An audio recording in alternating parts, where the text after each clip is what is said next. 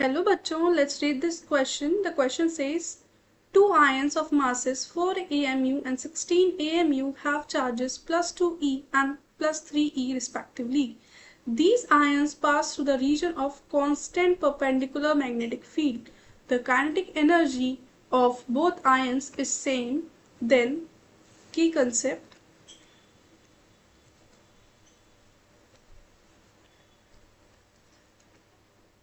की कंसेप्ट होगा वो होगा हमारा motion of charge particle in perpendicular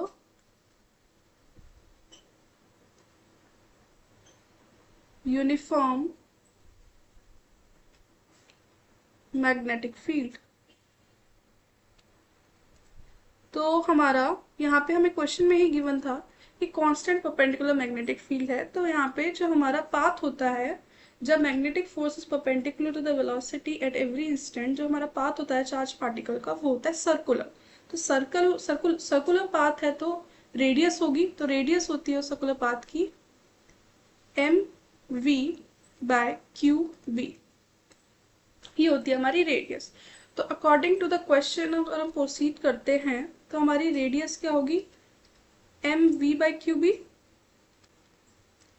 और वेलोसिटी क्या होती है हमारी, वेलोसिटी इक्वल्स टू होती है under the root 2 into kinetic energy by M.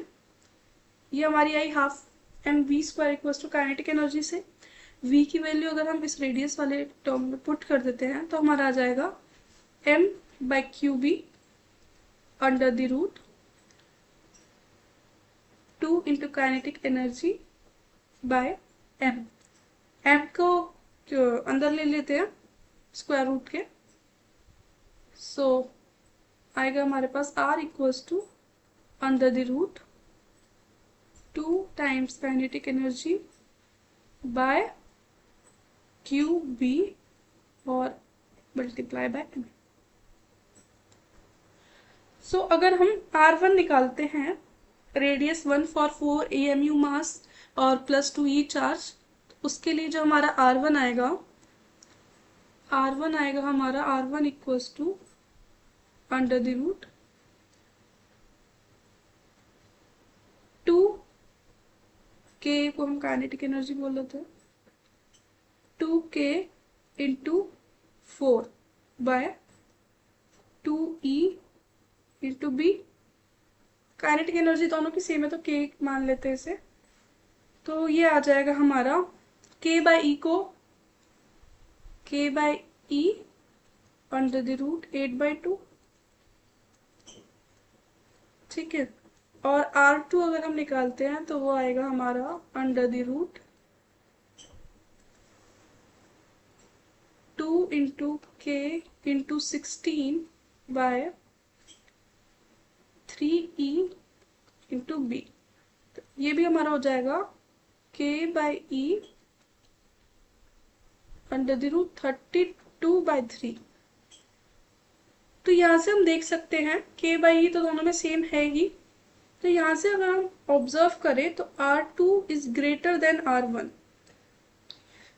तो R2 ग्रेटर देन R1 है तो जिसकी रेडियस कम होगी उसकी डिफ्लेक्शन ज्यादा होगी। जो R2 था वो हमारा हेवियर मास के लिए था, राइट। तो ऑप्शन के अकॉर्डिंग तो lighter ion will be deflected more than heavier ion, क्योंकि R1 हमारी कम है और जिसकी रेडियस कम होगी उसकी डिफ्लेक्शन ज्यादा होगी। तो option C is correct. Lighter ion will be deflected more than heavier ion. Hope you understood it well. Best of luck.